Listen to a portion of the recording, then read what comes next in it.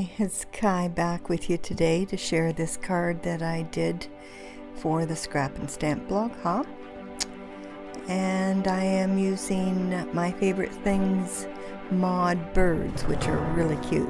I think they're really sweet. This is the first time I've used this set, even though I've had it for a few months now, so it was time to ink it up.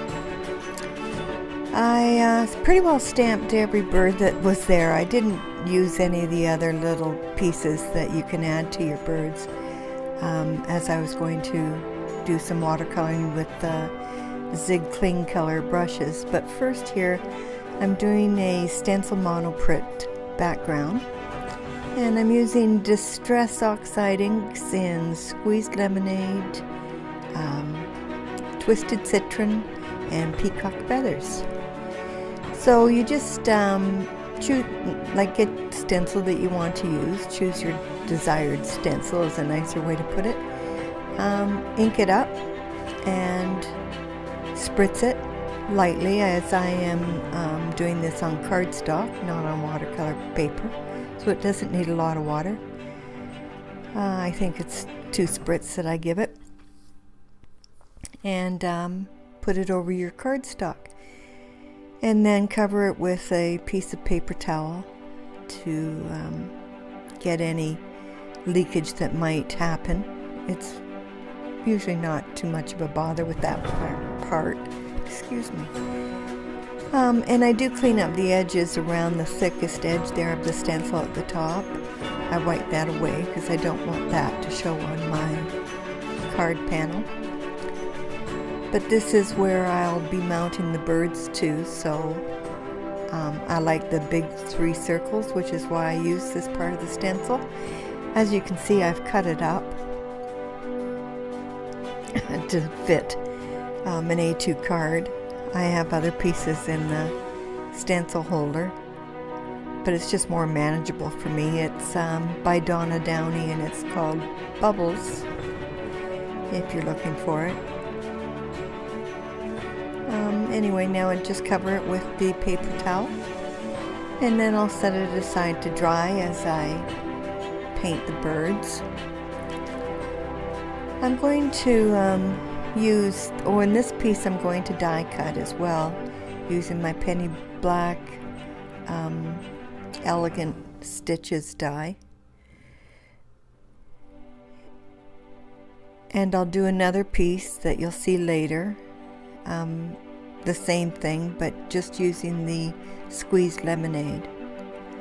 So now I'm moving on to the birds. I'm using my Zig Cling color brushes for this.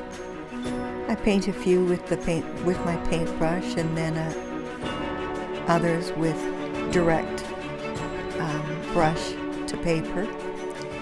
You can get a beautiful color, deep color, when you go with the direct brush to paper. I am painting on Tim Holtz Distress watercolor paper using the back of the paper. And the reason for that is I wanted the white for the legs. It's going to be fussy cut, but still the legs would show, so I wanted the white paper.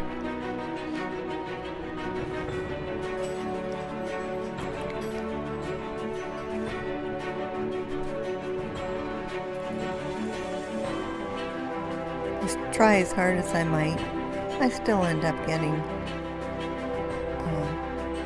paint where it shouldn't be. But it doesn't ruin the card, so I don't worry too much about it. And I'm using a number 4 paintbrush, so it's not that it's big by any means. I tend to make more mistakes actually with a smaller brush than I would with a bigger brush. Usually I would pick to use a number 8, and I should have just gone with that.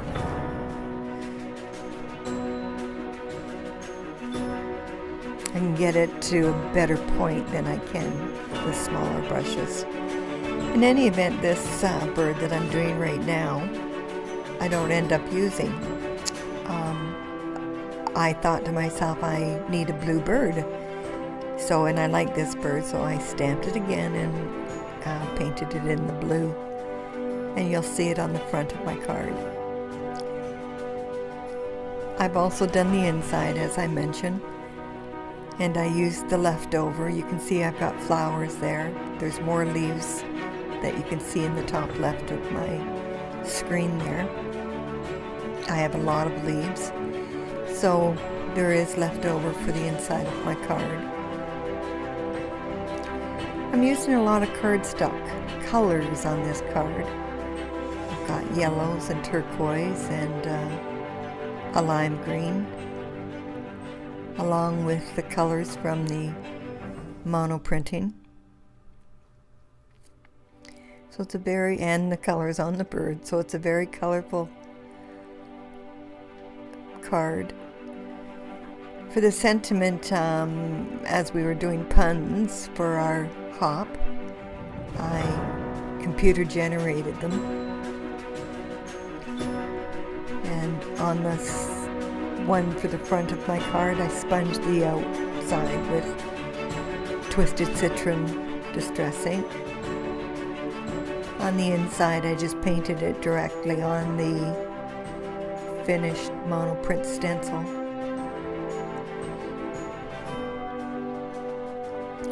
This is the part that gets a little bit tedious.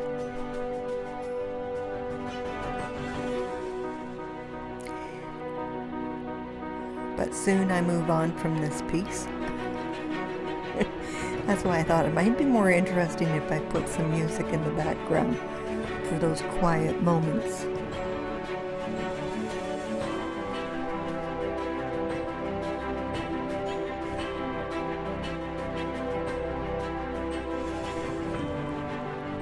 You try and edit it out, but really for that part there's no fancy painting. I could have cut more of it out. So I've put the card all together here. There's my bluebird. Blues and yellows.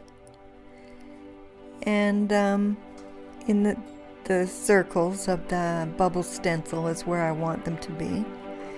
So I have styled them using my styler set. I've given you a link in the bottom following my blog post to the set that is at Scrap and Stamp, and I highly recommend them. They give the whatever you're using, they give it dimension and movement. So with the Nuvo glue, I've glued together the leaves.